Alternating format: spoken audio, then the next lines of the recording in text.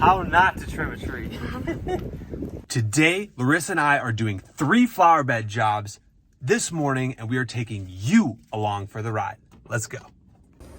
Alrighty guys, so we just pulled up. We got the truck loaded up with all of the equipment that we need, hedge trimmer, and had a couple leftover bags of mulch here. But this is the first property, so let's go ahead and walk it, and we're going to show you guys what we're going to do. Okay, so we're just focusing on the front flower bed in the tree ring here. So all of these little runners from the Bermuda grass that's growing inside of this tree ring, we're going to go ahead and pull those. And then look at these weeds right here, guys. We are getting some good footage of these overgrown flower beds. I mean, these things, I don't know, these things are up to my chin. All right, so wow, now that's how you get the root ball of the weed, right? All right, look, you can't even see the rock back here. Okay, so we're going to be cleaning up this bed here. So really just bed maintenance, so pulling all the grass and weeds. We don't have to worry about anything in the backyard. So let's get after it. So we're going to do some tree trimming 101 here. Okay, so anytime that we come in and we start pruning or trimming any kind of tree, so this one isn't that big. It's probably, I don't know, 12, 15 feet tall. It's a fairly newer bush, but the reason why we want to trim this up is exclude this weed that's kind of growing here. But when you walk up and down here, we're kind of getting smacked with the mower from this stuff, right? So we do want to try to clean it up a little bit. But when you are trimming, what you want to do is you want to look at the branches. So there's always one main stem that goes up, and then obviously you have these branches like this one that comes out, and this one that comes out, and this one that comes out. So if you look at this branch, it looks like it's almost coming out at a 90-degree angle compared to this base trunk, right? To where this one is going up more so at like a 45-degree angle, okay? So what we want to do is we want to come in here, and anything that's coming straight out like this will generally be snipped. And then if you look at this branch that's going straight up, it's going in that upward direction, so we want to keep that. But basically what we want to do is anything that's either at a 45-degree angle or going downward gets trimmed. Okay, so this is a perfect example right here. So looking at the side here, so you see this branch, it's going up. We're going to keep the top one. This one could potentially come off. And then if you look at this one, so this branch is coming here, but it is going up at a 45-degree angle, but we want to take this bottom one off. So what we're going to do, and we are going to snip it right off, just like that. Same thing right here. We're going to snip that one.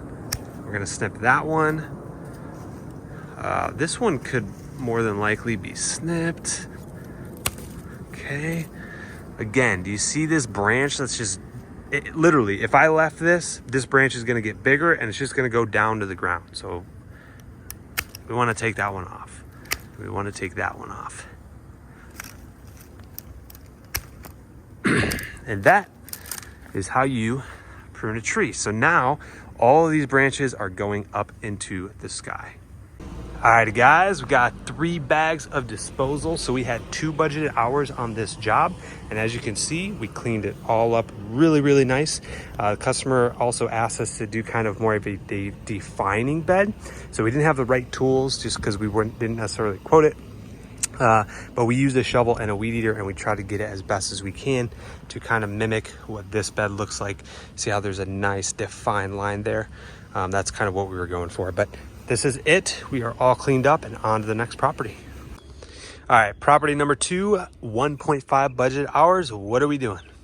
Trimming up the lower branches on the tree, so that way when our guys are mowing or spraying, they're not getting smacked in the face with branches. Cleaning up the grass around here, all in here, and it looks like it may have gotten sprayed previously, so that should help.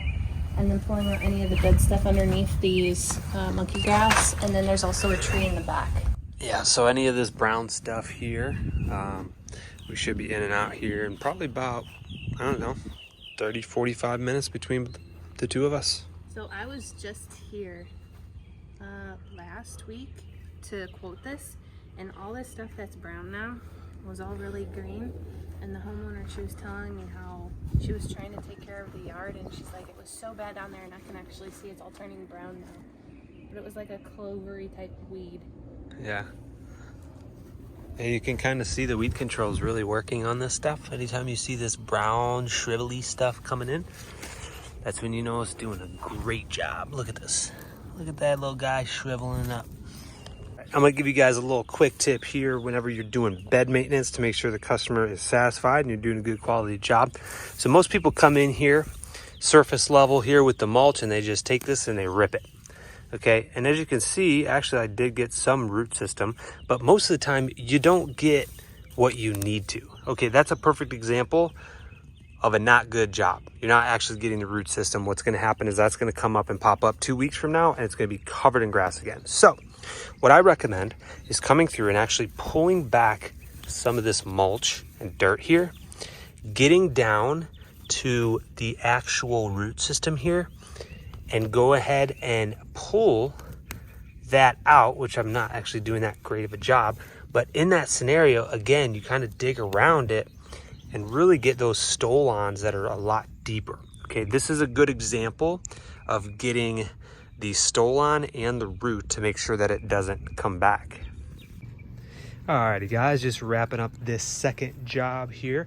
So tree ring is not as good as we wanted to get it, but I don't know if you guys can see here, but there are a ton of ants. We already let the customer know, and obviously we can't get that section right there, but we got majority of it, so it's all looking good. Larissa's going through and putting on pruning now, and this is a newer customer.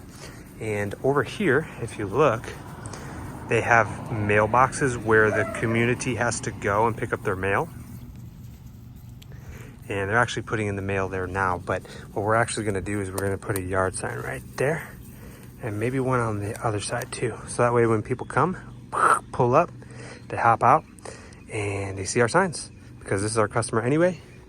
And yeah, these are all new houses right here, all of them. And all of these houses, none of them have mailboxes at the end of the street. So they all have to go right here. And we're gonna put some yard signs right there to get us some new business. All right, guys, I only got bit by probably 4 ants on that one. I think there was 3 bites on the left arm and 1 on the right. So not too bad. I think we did go a little bit over budgeted time, but we were talking to the customer. So definitely going that extra mile, extra step. We talked to her about the ants, and hopefully she signs up with our insect control. We'll see. Maybe we'll go ahead and send her pricing, but we were definitely explaining to her about our program, that there's 4 treatments every 90 days throughout the year, and how we do a broadcast application, because a lot of times what these customers do is they'll go out to Home Depot or Lowe's, Walmart, whatever, they'll get like that taro stuff, that kind of like basic generic ant control, and they'll go and sprinkle or, you know, treat just that mound or whatever. But what'll happen is those ants will just move to another part of the lawn. So it will work, but obviously with them migrating to the other part of the lawn, it doesn't really fix the issue. So what we do is we come in, we do a complete broadcast application from front to back to side on the property, to make sure that the ants, when they're getting treated, that they're not just moving to the other side of the lawn. As we are on our last property here, we actually just started, forgot to start the video, show you guys what we're doing. But as you can see, we're doing some bush trimming here. I just finished shaping up this bush, and there was like a crepe myrtle down here that had like some sprouts, so we just chopped it down. It's gonna make it look a lot better. Over here, we are going to remove this tree or stump. It looks like a tree. I don't know exactly how, but we're probably gonna have to dig around because it's too close enclosed there to bring a chainsaw, which may be an issue. We are going to trim up this tree very lightly. We do light tree trimming. And then once we rake all this stuff up and blow it out, we're gonna go in and pull any weeds. I just trimmed and shaped these bushes here. As you can see, there's still clippings. And then same thing over here. We went through, kind of trimmed and shaped these bushes. Larissa's working on this crepe myrtle. come through, pull any grass weeds that's coming in, and then we are going to trim up this tree as well. So we will keep you guys here posted.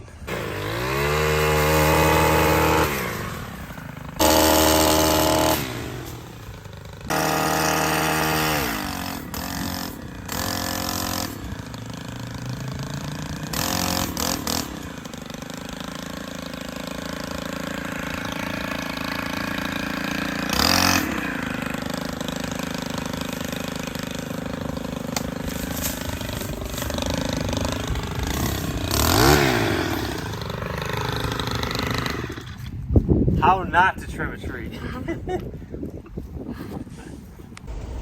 Well, ran to the house and all of the tools are up at the shop. So I am on my way up. So that's gonna put us back probably about 45 minutes on this job. And this is why it's important to have all the tools in your truck. So we have a tool box of all of these like sets of things, of ratchets and screwdrivers and all this stuff. But and it's in this truck, so that's good. But I think somebody had used the ratchet and didn't replace it, or it somehow went missing. So we weren't able to fix the machine while on the property. So here we go. We're gonna go up, and yeah, a little frustrating, but that is okay. Sometimes it happens. Hiccups and things like that occur sometimes.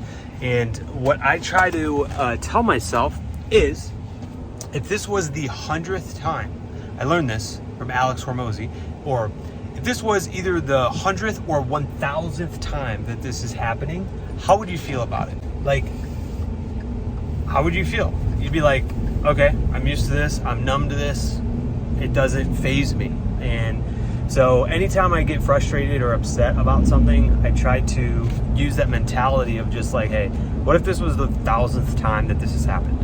Like, how would I feel? I'd be like, okay, well, I need to do this, I need to do that, and then I need to go get the tools and come back and fix it, and it's not that big of a deal. So hopefully it doesn't get to that 1000th time, but just trying to put it into perspective for you guys. Whatever it is in your business that you're struggling with, or running into that type of fire to put out in your day-to-day operations.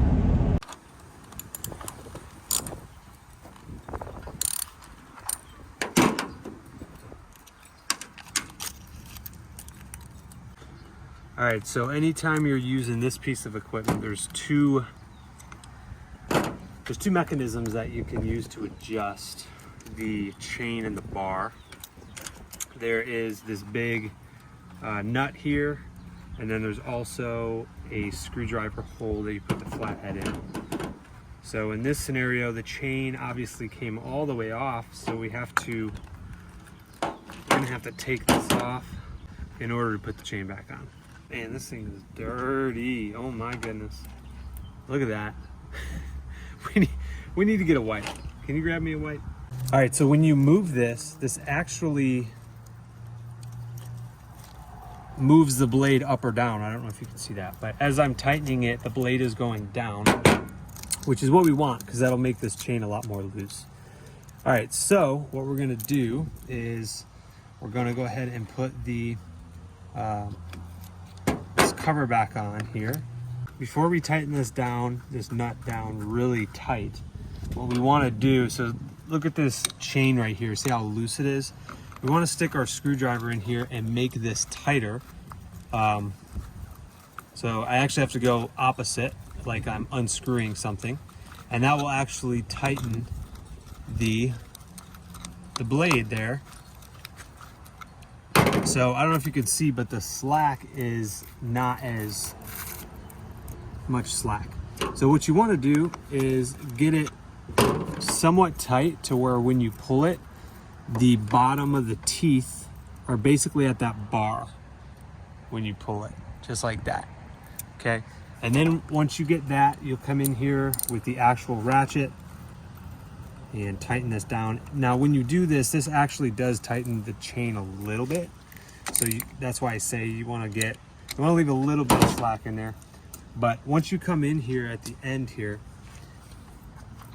this is how you know you have a good chain that's nice and you don't want this too tight and you don't want it too loose. If it's too tight, it'll give you problems. If it's too loose, it'll give you problems. but when you pull it, that teeth should be right there at the bottom of that bar chain. So that way it can go real smoothly there.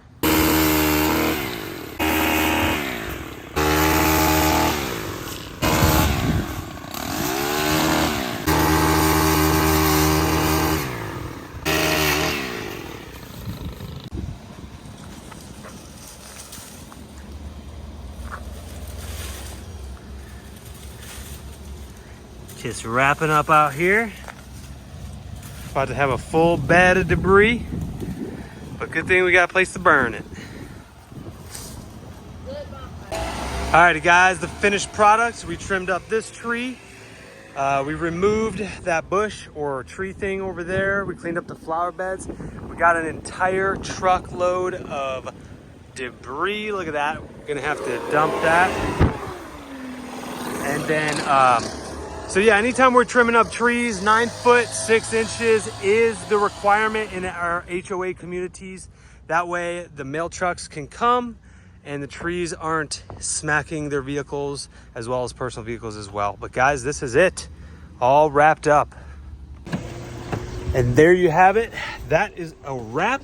3 landscape jobs in 1 day, and it's time for some Mexican food. See you guys next time. Like and subscribe.